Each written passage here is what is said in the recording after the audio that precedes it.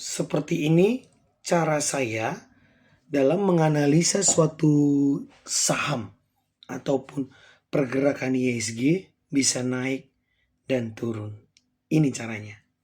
Ya, tidak sekali dua kali analisa kita itu benar dan akurat. Kalau teman-teman mau lihat bisa lihat di forum Stockbit atau forum channel komunitas di Telegram ya. Bahwasanya analisa kita itu dalam memprediksi IHSG itu mau turun atau mau naik kita bisa tahu seperti itu ya. Jadi 3 minggu lalu ada saya sampaikan bahwasanya IHSG ini akan longsor, akan downtrend. Jadi setelah saya posting 2 hari kemudian IHSG-nya naik ya. Setelah saya posting itu 2 hari naik, lalu habis itu longsor hingga saat ini. Nah, bagaimana caranya? Begini caranya teman-teman. Seperti ini. Kita memakai analogi logika ya, analogi logika. Jika Anda pemilik suatu perusahaan, ya, pasti Anda akan menjaga bisnis Anda tentunya. Jadi ketika Anda menjaga bisnis Anda, segala sesuatu yang terjadi di dunia ini, di geopolitik dunia ini, tentang perekonomian dunia ini, pasti Anda sudah bisa menebak kemana arahnya dan dampak pada perusahaan Anda. Seperti itu. Jadi sekalipun itu masih bisa dikatakan aba-aba, atau belum terjadi atau rumor, Anda udah siap-siap untuk memproteksi diri atau proteksi perusahaan Anda agar tidak terlalu terdampak seperti itu. Nah, itu analogi logikanya. Jadi bagaimana? Begini dia teman-teman. Jadi di IHSG kita ini atau pemikiran pola pikir orang luar ya, orang luar atau saya katakan adalah pihak asing itu seperti ini. Bila mana ya, bila mana ada sesuatu hal di luaran sana, yang di luaran sana, yang kegiatan tersebut atau aktivitas tersebut atau peristiwa tersebut berdampak kepada perekonomian dunia, maka itu adalah suatu pertanda IHSG akan longsor atau IHSG akan naik seperti itu. Itu analogi logikanya. Kenapa? Karena begini teman-teman. Jadi ketika ini misalnya, ini kan IHSG dikaitkan dengan adanya peperangan ya, ada perang. Jadi kalau ada perang gitu tentunya berdampak kepada perekonomian dunia. Jadi pihak-pihak asing di negara kita ini yang berinvestasi di IHSG kita akan menarik uangnya. Kenapa seperti itu? Karena mereka itu menjaga adanya kebijakan-kebijakan yang kelak dilakukan oleh pemilik negara, yang dilakukan oleh negara kepada IHSG, itu yang mereka jaga. Seperti itu.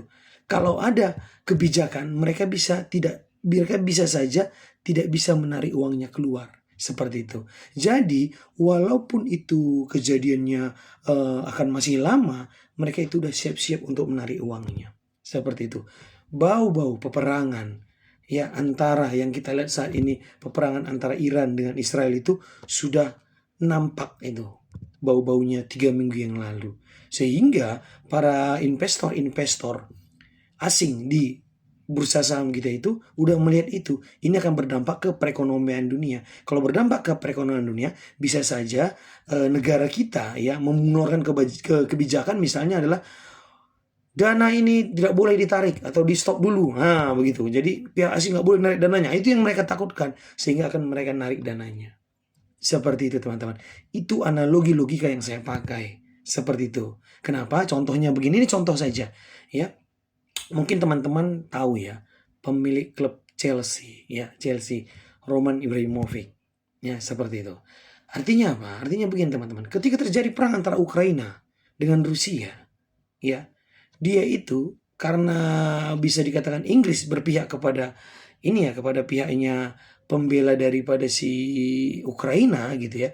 Jadi uangnya itu nggak bisa ditarik gitu, atau dia akhirnya malah disuruh untuk menjual ininya gitu, menjual kepemilikan dari dia di Chelsea seperti itu.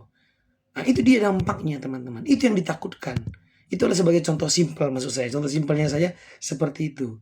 Nah, jadi itu dia, begitu juga dengan kita juga begitu. Kalau kita berinvestasi di luar, kita lihat-lihatlah. Kalau misalnya ini berdampak, ini kita harus tarik dulu uang kita. Itu makanya uang itu ditarik. Artinya uang itu ditarik sehingga IHSG kita pun longsor. Sehingga sebelum kejadian pun kita bisa menganalisa, oh IHSG ini akan turun. Itu teknik yang saya pakai teman-teman. Dan itu tergambar semuanya dari volume. Itu analogi logika saya yang pakai. Seperti itu. Nah, jadi dampak daripada itu bisa juga kita lihat nanti. Nah, dari volume itu akan tergambar bahwasanya pihak asing udah kembali membeli. Itu membeli daripada IHSG kita. Artinya emiten-emiten sudah diakumulasi kembali, itu nampak seperti itu. Baru nanti keluar berita yang jadi lebih baik. Artinya keluar berita bahwasanya pendorong bahwasanya IHSG akan makin bullish seperti itu. Jadi kita bisa mengetahui bahwasanya sebelum kejadian itu terjadi kita udah tahu.